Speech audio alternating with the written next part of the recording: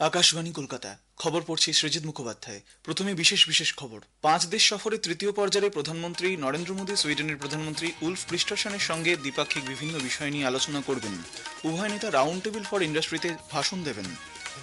রাষ্ট্রপতি দ্রৌপদী মুর্মু সুপ্রিম কোর্টে বিচারপতির সংখ্যা 33 থেকে বাড়িয়ে 37 করার অনুমোদন দিয়েছেন। ভারতের পুরাতত্ত্ব সর্বেক্ষণ এএসআই মধ্যপ্রদেশের ধার জেলায় ভোজশালা সরস্বতী মন্দির চত্বরে হিন্দুদের অবাধ প্রবেশের অনুমতি দিয়েছে।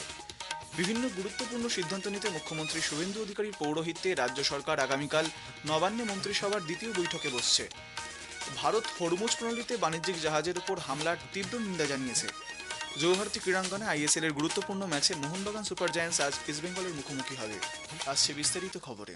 5 দেশ সফরের তৃতীয় পর্যায়ে প্রধানমন্ত্রী নরেন্দ্র মোদী আজ সুইডেনের গোথেনবার্গে পৌঁছবেন। দুদিনের এই সফরে নতুন দিল্লি ও স্টকহোমের মধ্যে গভীরতর মৈত্রীর পথে এক ঐতিহাসিক মাইলফলক হিসেবে চিহ্নিত হবে। প্রধানমন্ত্রী নরেন্দ্র মোদী সুইডেনের প্রধানমন্ত্রী উলফ ক্রিস্টারসনের সঙ্গে দ্বিপাক্ষিক আলোচনা করবেন।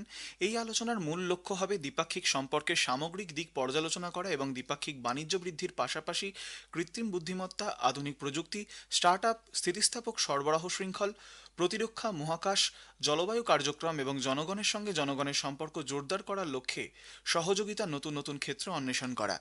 এছাড়া ইউরোপীয় কমিশনের প্রেসিডেন্ট উর্সুলা ভন ডার লিয়েনের সঙ্গেও যৌথভাবে দুই প্রধানমন্ত্রী ইউরোপের শীর্ষস্থানীয় ব্যবসায়ী নেতাদের মঞ্চ ইউরোপিয়ান রাউন্ড টেবিল ফর ইন্ডাস্ট্রিতে ভাষণ দেবেন।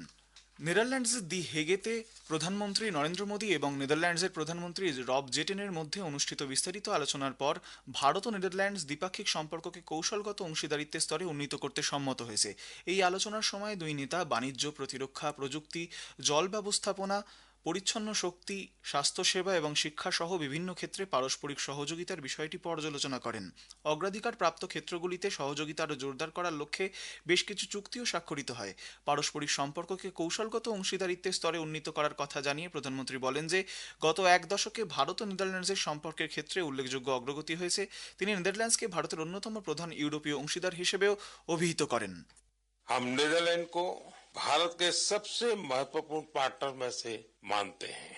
नीदरलैंड भारत के टॉप 5 इन्वेस्टर्स में से एक है।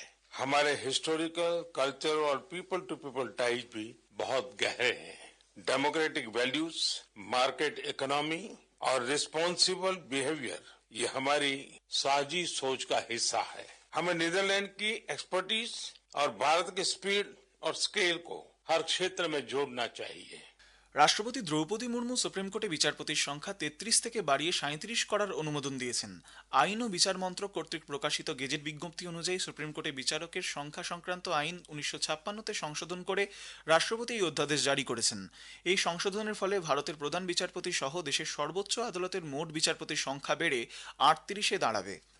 ভারতের পুরাতত্ত্ব সর্বেক্ষণ এএসআই মধ্যপ্রদেশের ধার জেলায় ভোজশালা চত্বরে অবস্থিত মন্দিরে হিন্দুদের অবাধ প্রবেশের অনুমতি দিয়েছে।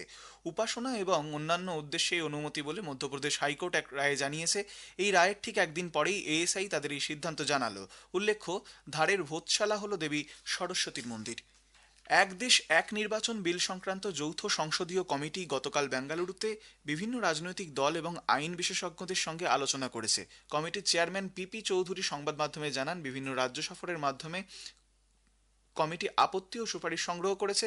তিনি বলেন, একযোগে নির্বাচন করতে হলে কয়েকটি রাজ্যের বিধানসভা নির্ধারিত সময়ের আগেই ভাঙতে হতে পারে। পাশাপাশি দলত্যাগ বিরোধী আইন, অনাস্থা প্রস্তাব এবং রাষ্ট্রপতি শাসন সংক্রান্ত সমস্যারও সমাধান করতে হবে। খবর শুনছেন আকাশবাণী থেকে। আমাদের সংবাদ শোনা যাচ্ছে ইউটিউব চ্যানেল আকাশবাণী সংবাদ বাংলা, ফেসবুক ও ইনস্টাগ্রাম আকাশবাণী সংবাদ কলকাতা এবং এক্স হ্যান্ডেল এআইআর নিউজ কলকাতাতে। বিভিন্ন গুরুত্বপূর্ণ বিষয়ে সিদ্ধান্ত নিতে পশ্চিমবঙ্গের মুখ্যমন্ত্রী শুভেন্দু অধিকারীর পৌরোহিত্যে রাজ্য সরকার আগামীকাল নবান্নে মন্ত্রিসভার দ্বিতীয় বৈঠকে বসছে। এই বৈঠকে মুখ্য সচিব, স্বরাষ্ট্র সচিব ছাড়াও মন্ত্রিসভার অন্যান্য সদস্যদের থাকার নির্দেশ দেওয়া হয়েছে। বৈঠকে আরজিকর